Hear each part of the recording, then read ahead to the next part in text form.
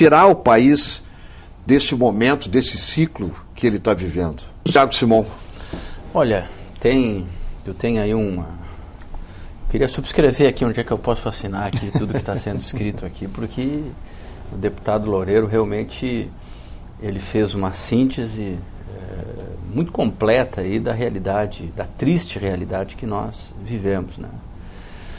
Eu, reprocessando e desenvolvendo e com algumas abordagens, a gente poderia voltar um pouco para trás e, infelizmente, remontar as nossas origens, né? Infelizmente, o Brasil tem, na sua formação histórica, um DNA patrimonialista, né? A nossa herança lusitana, desde a estruturação administrativa, não é? Com a fuga lá de Dom João VI para o Brasil, toda a configuração do modelo de Estado e toda a cultura que se instalou, infelizmente, ela tem esse viés da clientela, do fisiologismo e principalmente do patrimonialismo, não é? E esse é o sentimento antirrepublicano que existe no Brasil. Não é? Você tem um governante que até hoje, desde o departamento, em qualquer instância, da mais simples à presidência da República, acha que o Estado sou eu, é meu, não é? E a gente sente, infelizmente, que desde a redemocratização, esse processo vem num acúmulo, vem num crescente, não é? E vem gerando essa intolerância, esse sentimento de indignação. As pessoas estão no limite, não é? As manifestações de 2013 foi isso, não é? As pessoas expressando de maneira espontânea, não é? Uma profunda insatisfação com esse modelo de organização do Estado que nós temos. Porque as instituições que nós temos hoje, elas não representam, elas não têm condições, elas são anacrônicas, não é? A burocracia, a corrupção, infelizmente hoje o sistema federativo brasileiro, que concentra 2/3, não é, dos recursos públicos em Brasília, isso não comporta mais. Mas nós temos, dentro desse contexto, não é, que gera ineficiência, que gera aumento, que gera uma carga tributária altíssima.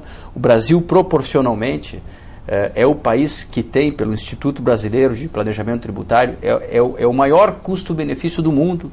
Proporcionalmente, é o que cobra, é o que menos entrega, e comparativamente aos países em desenvolvimento, tem as taxas mais altas. Então, esse sentimento de exploração que nós temos, não é, que nós pagamos muito e não recebemos quase nada, é verdade.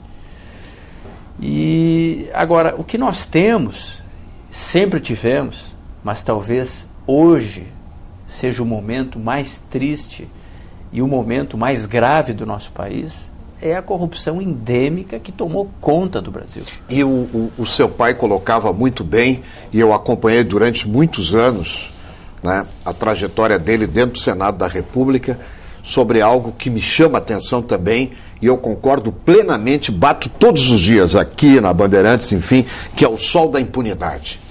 O grande câncer desse país é a impunidade. Eu ia fazer justamente avançar nesse sentido, né? Então, nós sempre tivemos, eu diria que de maneira institucionalizada, com esse modelo de presidencialismo de coalizão, com o Fernando Henrique, na compra da emenda da reeleição, se iniciou uma compra de votos no Congresso, que infelizmente é o que acontece. O mensalão, ele cristalizou, ele criou realmente assim, ele institucionalizou com desvio de recurso público, não é, com uma organização criminosa no governo e no partido, com dinheiro transportado em carro forte e entregue nas bancadas. Entende? Então o mensalão parecia que seria o ponto mais baixo que a nossa República teria alcançado. E agora a gente vê a questão do Petrolão, não é? Olha, tia, o maior esquema de corrupção que o mundo conheceu. E com todo respeito, eu acho que a gente não está aqui para partidarizar, mas assim, às vezes eu vejo pessoas indo à tribuna defender, se vitimizar, entendeu? O presidente Lula, nos 35 anos do PT, foi criticar a Polícia Federal e defender o tesoureiro do PT. Uma coisa absolutamente inconcebível, insustentável. E na última terça-feira teve na frente da Petrobras fazendo discurso e chamando a mídia de golpista. A mídia de golpista, mas lá na Venezuela, quando prenderam o prefeito de Caracas, disseram que era um golpe, era golpismo. Aqui na Argentina, não é, as manifestações contra o promotor que foi assassinado, Nisman, não é, por estar investigando aquela questão do atentado terrorista, era golpismo, entendeu? Então, combater a corrupção hoje, infelizmente, talvez tenha virado golpismo. Mas o que o deputado comentou é a mais pura verdade, não é? Essa questão da reforma ética, que realmente começa nos valores, ela começa em casa, ela começa na família, né? Isso você inculca num filho, não é? Os valores que você inculca como pai, não é? Que a capacidade de formação do caráter, através do exemplo principalmente, isso é insubstituível. Estado nenhum supre essa lacuna. A organização familiar, aquele ambiente de dignidade e de honra que infelizmente hoje a gente vê que tem se decomposto pelas mais diversas razões. Agora, juntamente com isso, a questão da impunidade precisa de uma reforma judiciária. Não é? O sistema, a justiça brasileira, infelizmente, só prende ladrão de galinha. São pretos. Isso seria necessário.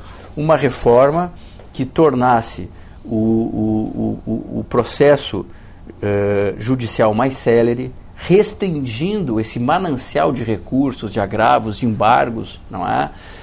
Sem prejudicar a ampla defesa, mas hoje o que acontece é que a presunção de inocência virou escudo de crime.